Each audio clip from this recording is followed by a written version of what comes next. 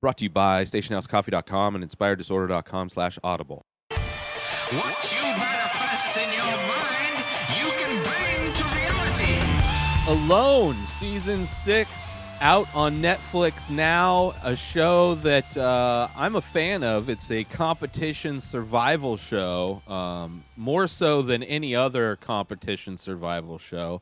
I would say it's most closely compared to Survivor Man than anything else, because Survivor Man was a show where we would go out and survive in different locations, and he would do all of his own camera work and do all of his own stuff. So this is very similar, where all the contestants are doing all their own camera work. They do get regular health checks, so they're not completely out there. I think once a week, production will show up. I think they'll take some B-roll shots. They'll take a lot, which is a beautiful show. Beautiful show. This season was in the Arctic, which I think is their coldest season yet. The last person to survive, the last person to not tap out, wins $500,000. So I think it's 10 contestants. And then pretty much each episode, you see somebody tap out, whether they get sick. I mean, getting sick happens a lot, whether they eat something that was bad, they get a parasite, or just something else health-wise goes wrong. They break something, they twist something, physical damage. But it's a great show. It is a great show. And I've talked about it on a previous episode, and this Season 6 just hit.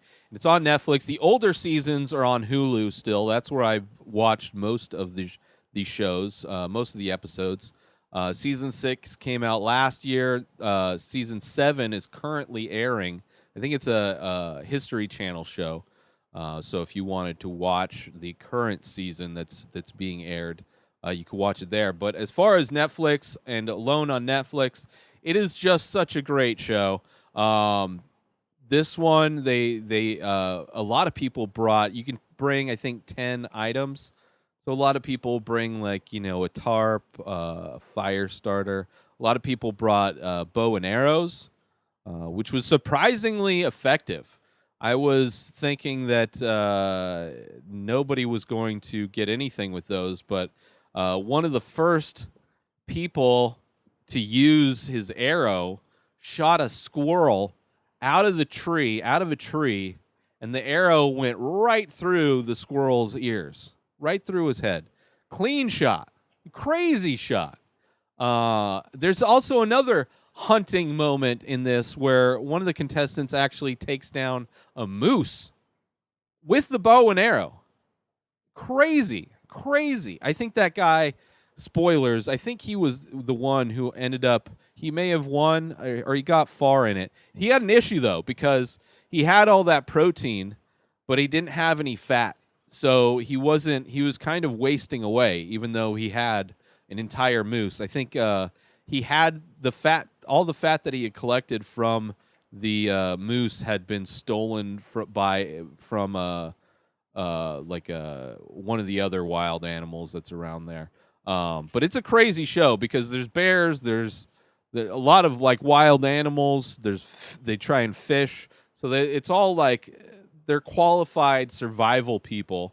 And the guy that caught the moose, he like spent years with people in like Siberia or something, just learning how to do stuff. There was this stand that he made for his food that lifts it off of the ground, and he took the bark off of the legs of this. It was like a table, right? A 3-legged table that's set, 12 feet above the ground. And half of it, he shaved off all the bark, so it makes it hard for animals to climb up because it doesn't have the bark to grip onto. And then it's just a big platform with all the meat on top, and then he just takes the ladder away, and your stuff is safe, which was pretty interesting. It's pretty. I love survival shows in general, just because it's interesting to see what it takes to live, to survive. Like so much of modern survival, modern life, you don't have to do anything to survive, really. As long as you have money, that's really all you need to survive in modern society, which getting money is a very difficult thing these days, especially with the pandemic and massive unemployment rates. Everything's getting shut down. But yeah, it was super cool to see, because I don't think in any of the other seasons, I mean, they do, fishing is definitely something, how they get a lot of how people get their food in a lot of the previous seasons. Also, just traps, doing snare traps or deadfall traps are pretty effective in a lot of seasons. But I don't think anybody's taken down like a large animal like that. And I could be wrong. I think maybe there was one season where there was a larger animal that was taken down, but I can't remember what kind of animal it was. Definitely wasn't a moose. And it was interesting to see the guy that took him down. All he had was like a little pocket knife. And I mean, not like a little pocket knife. It was still, as far as pocket knives go, like Swiss Army knives go, it had all of the attachments. So it was a thick, big thing. But the knife itself, I mean, it was probably like a 4 or 5 inch blade to process that entire moose. But overall, it's a great show. I really enjoy the show. Season 6 is amazing. There are some women in this season that do amazing. There are previous seasons where women will also do amazing, but there was some, I think there were 2 that almost made it to the very end. But they lasted a lot. I can't remember how long the last guy survived in this one. But yeah, just a ton of really fun characters that I'm not going to look through it. All the different people that show up to try and make this thing work. And it's crazy that there haven't been any like big catastrophes, because there's times where like people just narrowly missed things. I mean, there's a couple times their houses burned down because they're in the Arctic, so it's freezing. So they have to build a fire inside of their home, and they're using, logs and tree branches and just a bunch of stuff that's flammable that ends up drying out because it's, the fire is, the heat is going to dry stuff out. And then there's a few times, which would be insanely scary, to be out in the wilderness like that, and then all of a sudden, and it was, I think both times it burnt down, it was at night.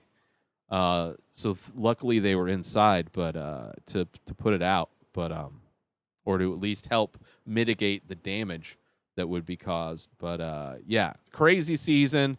Highly recommend watching it. And if you like it, I highly recommend going to Hulu and checking out the previous seasons. I think they have like 1 through 4, seasons 1 through 4.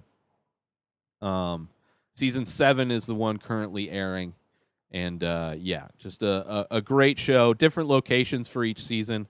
And this one I think was their coldest. But not their only one where it starts to snow. I think it's just this one.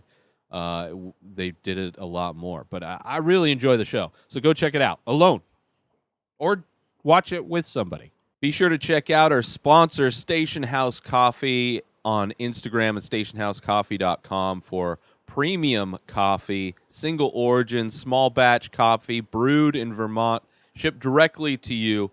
Go support small business and order yourself some amazing premium coffee now over at stationhousecoffee.com, and follow Station House Coffee on Instagram. Also, get 2 free audiobooks with Audible when you sign up through my link, inspireddisorder.com/audible. Audible is the #1 purveyor of audiobooks. They have original content and all kinds of different stuff as well for your ear holes. So if you want 2 free audiobooks, go through my link, inspireddisorder.com/audible. I would recommend getting The War of Art is an amazing book, and anything by Tim Ferriss is also a great read. Or Bert Kreischer's book, Life of the Party. That one's good. He reads that one.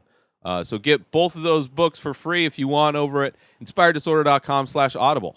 New episodes of The Ray Taylor Show come out every single day. Subscribe on IGTV, YouTube, and everywhere else podcasts are found. Go binge the full week ad-free over at patreon.com/Inspired Disorder. Buy Ray Taylor Show merch over at inspireddisorder.com. Follow the show on Instagram at Ray Taylor Show.